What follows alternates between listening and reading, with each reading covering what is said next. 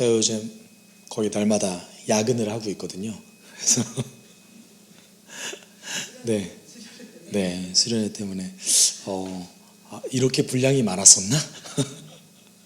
네, 그러면서 이제 제가 썼던 원고 한 문장 한 문장을 이제 다시 재구성하고 다시 쓰다시피 하고 있어요. 그래서 네, 그러면서 이제 많이 반성하면서도 그래도 나름은 열심히 준비했구나 라는 이제 자기 반성을 하는 시간을 좀 가지고 있습니다. 네, 항상 그런 느낌이 좀 있는 것 같아요. 말씀을 이렇게 연구를 하고 함께 묵상을 할 때, 물론 이제 설교를 위해서 묵상할 때도 있고 그냥 개인적으로 묵상할 때도 있지만, 어떤 하나님의 말씀이 이런 말이었어? 또는 이렇게 하나님이 우리를 생각해 주시고 우리를 이렇게 인도하셨어? 라는 어떤 감동이 있는 것 같아요. 말씀을 이렇게 연구할 때마다. 그리고 봤던 말씀인데, 분명히 이거 봤던 말씀인데 이게 이런 거였어? 라는 어떤 새로움이 항상 존재하는 것 같습니다. 그래서 그 마음속에 그런 마음이 있어요. 이 감동을 그대로 나누고 싶은데 막상 그 말씀을 전할 때 되면 그 감동이 되살아나기보다는 때로는 그 지식만이 살아남을 때가 있거든요. 그럴 때마다 내 기도가 많이 부족한가? 라는 생각을 할 때가 있습니다. 그런데 이제 그동안에 제가 시편을 많이 다루진 않았지만 시편은 조금 묘한 것 같아요. 어떤 것이 좀 묘하냐면, 그래도 다른 성경은 각자의 스토리가 있고 그리고 각자의 그 교훈들이 이제 어떤 대상이 명확하게 정해질 때가 많이 있지 않습니까? 근데 시편은 어떤 명확한 것을 잡기가 어려울 때가 있는 거예요. 그래서 이제 제가 명확한 것을 이렇게 좋아하는 제 입장에서는 처음에는 조금 이거를 어떻게 전해야 되지? 라는 조금 어려움이 존재했었습니다. 근데 이제 벌써 이제 29편째잖아요. 시편이 많은 성도들에게 그럼에도 불구하고 사랑받는 이유는 또 이런 어떤 특정 대상이 정해지지 않은 그 광범위함, 어떤 상황에서도 적용될 수 있는 시편 각자만의 고유한 독특한 그 찬양들, 그것이 아닌가라는 또 생각이 듭니다. 오늘 본문을 연구하면서 몇 가지 이제 너무 상반된 주장들이 많이 있어서 일단 이제 시작하면서 말씀드리고 시작하는 것은, 이 본문 29편을 고대 가나안에서 불려졌던 바알을 찬양했던 노래를 이제 개작해서 이스라엘 찬양으로 만들었다라는 주장이 있습니다. 어떤 것 같으세요? 우리로 따지면은 이제 무속신앙 때 썼던 어떤 노래 같은 건데 거기에 이제 하나님을 찬양하는 가사를 붙인 거라고 볼 수 있는 거죠. 그렇게 했다라는 거예요. 근데 그 근거를 이제 어떻게 드냐면, 오늘 본문 속에서 하나님에 대해서 묘사하는 그 묘사들이 가나안 신화에 등장하는 바알을 묘사하는 것과 매우 흡사합니다. 그렇기 때문에 이제 그렇게 주장하는 거거든요. 그렇다면 우리는 여기서 완벽하게 연관성을 찾을 수 없나, 연결되지 않냐라고 우리는 확실하게 주장할 수는 없어요. 그런 표현을 하나님께 썼을 수도 있죠. 그렇지만 단지 이런 바알 신화가 실제로 이제 발굴되었거든요.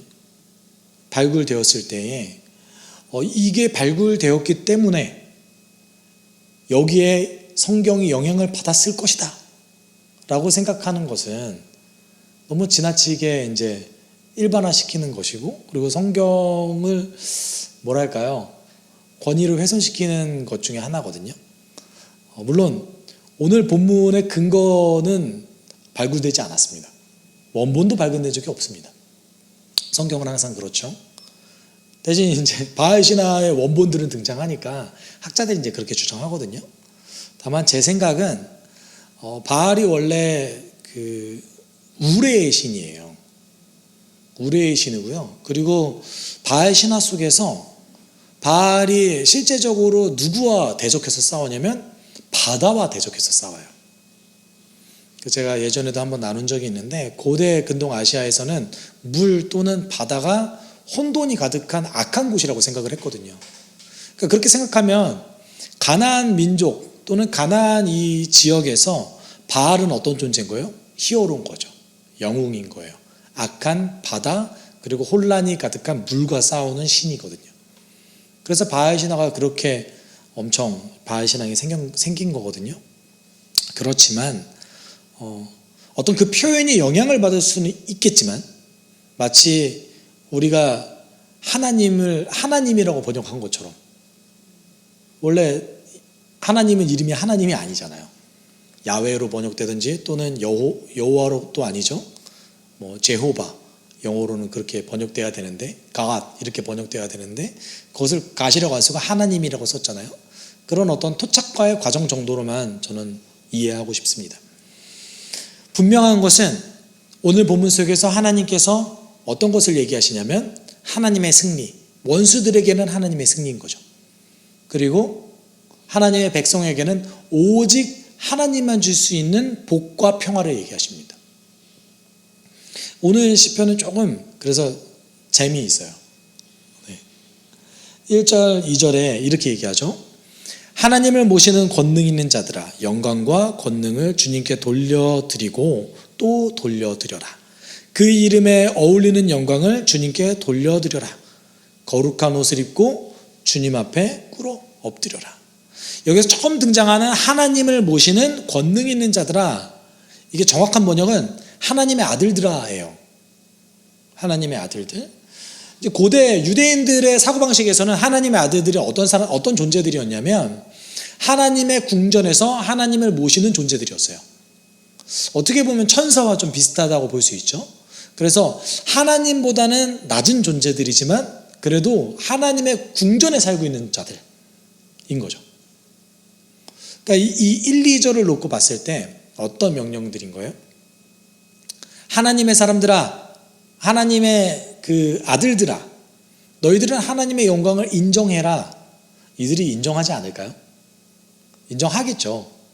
인정하겠지만 이제 시적인 표현에서 하늘에서 하나님의 영광이 이미 인정되고 있다라는 것을 이제 얘기하고 있는 거예요. 그리고 두 번째는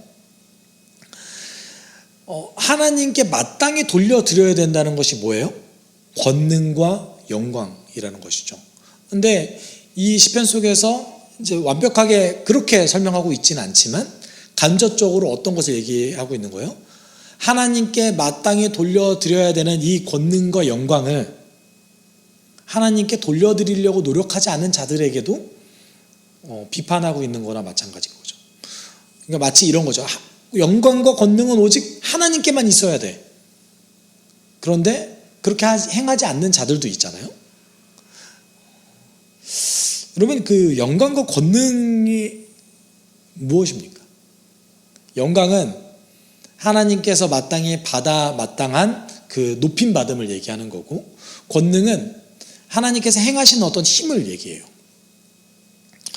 하나님 믿는 사람 입장에서 이거 당연히 인정해야 되는 거 아닙니까? 그런데 실제 삶의 태도에서 이걸 인정하지 않는 삶의 태도가 등장하기도 하죠. 왜냐하면 하나님의 그 힘을 인정하지 않는다는 것은 어떤 겁니까?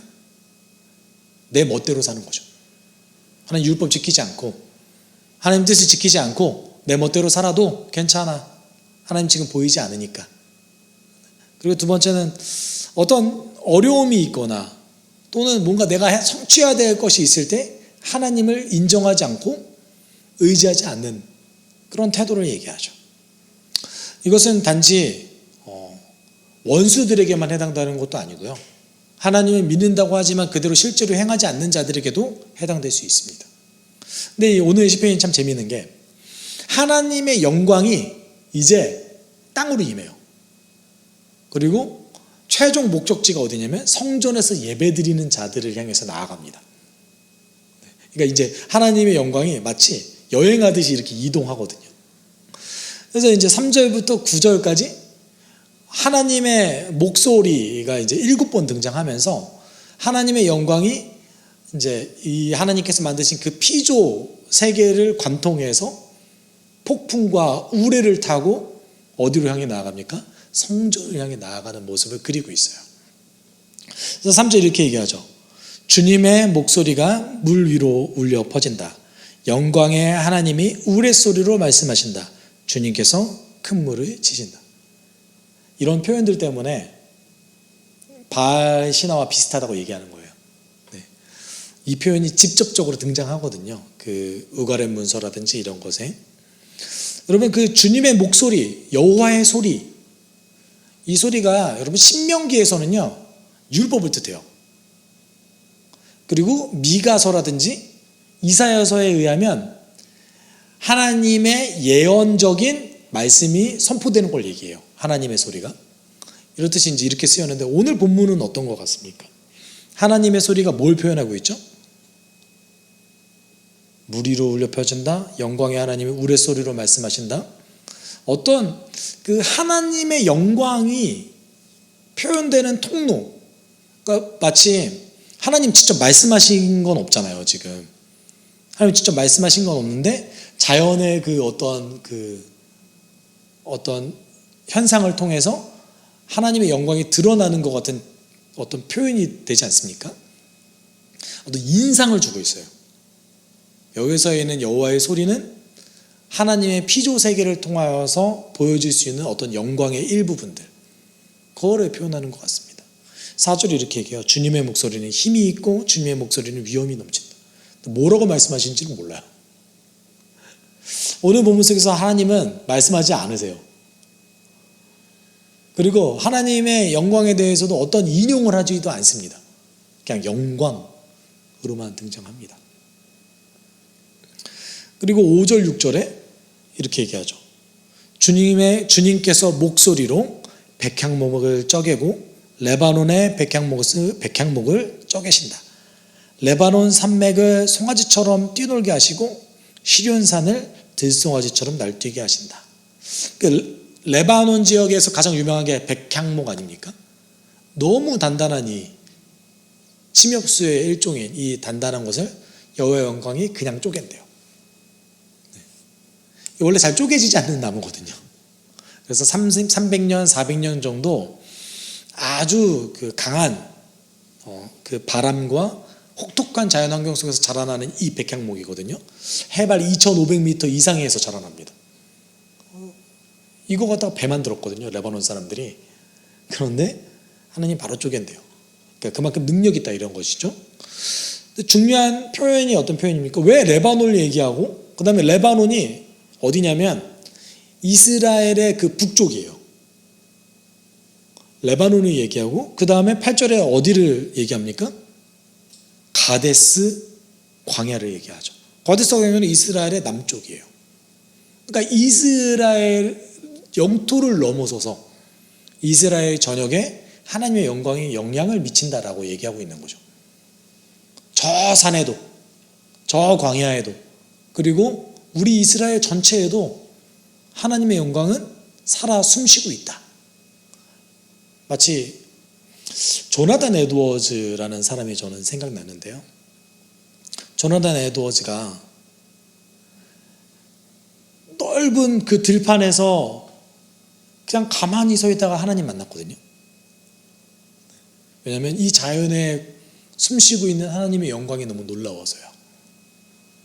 그래서 하나님께 그때 무릎 꿇고 하나님 살아계시군요. 하나님이 살아계시다고 느끼니까 그동안 자기의 외할아버지부터 들어왔던 예수께서 날 위해 죽으셨고 예수께서 부활하셨고 지금도 성령께서 나에게 역사하신다는 게 이제 사실로 느껴진 거죠. 그때 이제 회개기도 하고 하나님께 나아간 거죠. 여러분 우리가 삶의 곳곳에서 때로는 이 분주함을 조금 벗어버리고 자연을 봤을 때 우리는 하나님의 영광을 느낄 수 있지 않습니까? 그것을 좀 얘기하고 있는 것 같습니다. 그래서 이 하나님의 영광이 결국 어디까지 이릅니까? 9절에까지 이릅니다. 주님의 목소리가 암사슴을 놀래켜 낙태하게 하고 우거진 숲조차 벌거숭이로 만드시니 그분의 성전에 모인 사람들이 하나같이 영광하고 외치는구나. 처음에 하나님의 영광을 누가 먼저 인정했어요? 하나님의 사람. 그러니까 하늘에서 하나님의 영광이 울려 퍼진 거죠. 그리고 이제는 어디서 울려 퍼져요? 성전, 이 땅에서 하나님의 영광이 울려 퍼지고 있는 거죠. 하늘과 땅의 주인이신 하나님에 대해서, 하늘과 땅에 언제나 하나님의 영광이 충만하다는 것에 대해서 모두가 인정하고 있다라고 얘기하고 있는 겁니다. 그러면 하나님은 왜 자신의 영광을 드러내실까요? 여러분, 이런 고민 혹시 안 해보셨습니까? 그러니까 하나님께서 이 성전에 있는 사람들에게 뭘 보여주고 싶어 하셨어요? 자신의 영광이었어요. 하나님이 임재한 이유가 뭐예요? 자신의 영광을 드러내기 위한 거였어요. 또 다른 얘기를 하면 자기 스스로를 드러내고 싶어 하셨어요. 왜 그러셨을까요? 너무 우리 생각으로는, 또는 인간적인 사고방식에는 너무 자기중심적인 거 아닙니까? 여러분, 혹시 이런 생각 안 해보셨습니까? 하나님의 그 요구사항들이 때로는 이기적이라고 느껴지지 않으셨어요? 저만. 아니, 너무 일방적이잖아요. 야, 나를 따르고 내가 시키는 거 다 하고 이래야 너가 복을 받을 거야. 나는 내 영광을 위해서 너를 창조했어. 웨스트민스터 신앙고백 1 문항이 그거잖아요. 인간의 목적은 무엇입니까? 하나님을 영화롭게 하고 그를 영원토록 즐거워하는 것입니다. 너무 하나님 중심적인 거 아닙니까? 만약에 이제 사람이 이와 같이 얘기했으면 이렇게 교만한 사람이 세상에 있을 수 있을까? 조나단 에드워즈가 썼던 천지창조의 목적이라는 책이 있습니다. 그리고 그 천지창조의 목적을 이제 재해석해서 미국의 아주 유명한 목회자이신 존 파이퍼라는 분이 하나님의 영광을 위한 하나님의 열심이라는 책을 쓰셨어요. 이 책의 주 논지는 그겁니다. 하나님이 자신의 영광을 드러내고 자신의 영광을 추구하는 것은 이 땅에서 가장 가치 있는 일이기 때문에 선택하신 것이다 라는 거예요. 그러니까 하나님의 존재 자체가 이 세상의 그 어떤 것보다 더 가치 있다 이거예요. 하나님은 더 가치 있는 것을 추구하시기 때문에 자신의 영광을 드러내신다 이렇게 이제 표현하거든요. 되게 어렵게 표현했죠.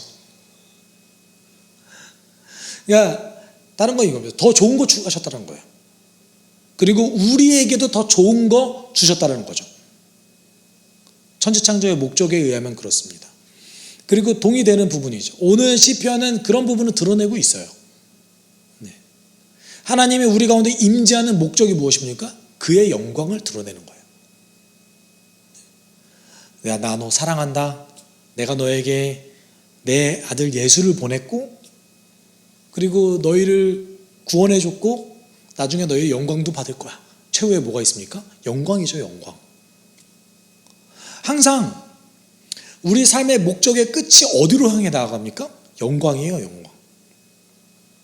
베드로전서도 그렇게 얘기하고 있죠. 영광을 향해서 나아간다. 장차 그리스도께서 받으셨던 그 영광을 너희도 받을 것이다. 지금은 고난이 있지만 장차 영광을 받을 것이다. 하나님 우리 가운데 임재하는 목적의 가장 최후골은 주의 영광을 함께 누리는 거에 있는 거예요.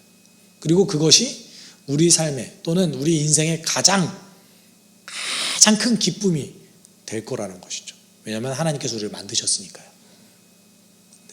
오늘 본문은 이런 것을 드러내고 있습니다. 그리고 이제 10절에 이렇게 얘기하죠. 주님께서 범람하는 홍수를 정복하신다. 주님께서 영원토록 왕으로 다스리신다. 아까 하늘에서 영광이 울려 퍼지고 이 땅에서 영광이 울려 퍼지는 왕적 통치를 가지고 계신다고 얘기했어요. 그러면서 하나님만 주실 수 있는 걸 너에게 준다 라면서 마지막에 끝나요. 그게 뭡니까? 11절이죠. 우리 함께 읽어볼까요? 시작. 주님은 당신을 따르는 백성에게 힘을 주신다. 주님은 당신을 따르는 백성에게 평화의 복을 내리신다. 네. 하나님 우리에게 왜 본인의 모습을 드러내십니까? 그의 영광을 우리에게 보여주시려고요. 자, 봐라. 내가 어떤 존재인지 한번 봐라. 너가 내 영광을 경험하면 너는 이 땅이 새롭게 보일 거야.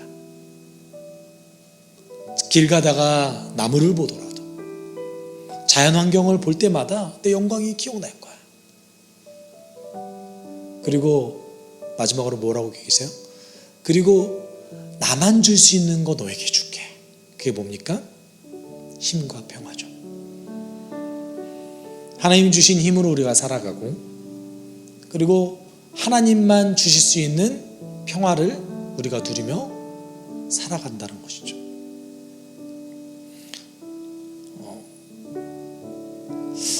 때때로 우리는 우리 스스로 우리 힘을 얻으려고 하죠. 그리고 우리 스스로 어떤 평안을 누리려고 정말 많은 걸 준비합니다. 아주 많은 걸 준비하죠.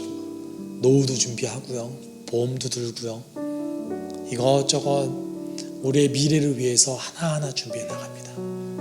그런데 그 모든 것들이 주께서 도와주시지 않는다면 아무런 소용이 없지 않습니까? 그래서 우리에게 이거는 정말 하나님만 주실 수 있구나 라는 고백이 필요합니다.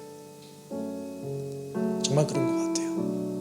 아무리 많은 걸 준비하고 아무리 많은 것을 노력한다 하더라도 주께서 허락하시지 않는다면 우리에게 평화는 올 수 없습니다. 그리고 주님께서 우리에게 자신의 모습을 드러내시지 않는다면 우리는 하나님의 영광을 알 수 없습니다. 오직 어디에 달려 있어요? 하나님께 달려 있는 거죠. 내가 주님을 누리고 평안을 누리는 모든 것들이 다 하나님께 달려 있습니다. 우리가 함께 기도할 때 하나님, 오직 주님께 달려 있습니다. 우리 눈에 직접 보이지 않을 때가 많이 있지만, 느끼지 못할 때도 많이 있지만, 날마다 하나님을 바라고 감사하게 주님 인도해 주십시오. 여러분, 그리고 또 한 가지 기도해 주실 것은 수련회를 위해서 기도해 주세요. 하나님 인도해 주셔야 우리가 은혜 누릴 수 있습니다. 하나님 인도해 주셔야 안전하게 돌아올 수 있고, 하나님 인도해 주셔야 이 수련회 가운데 우리가 뜻하는 바를 이룰 수 있습니다. 우리가 주님을 의지할 수 있도록 함께 기도하도록 하겠습니다. 사랑 많으신 하나님 아버지,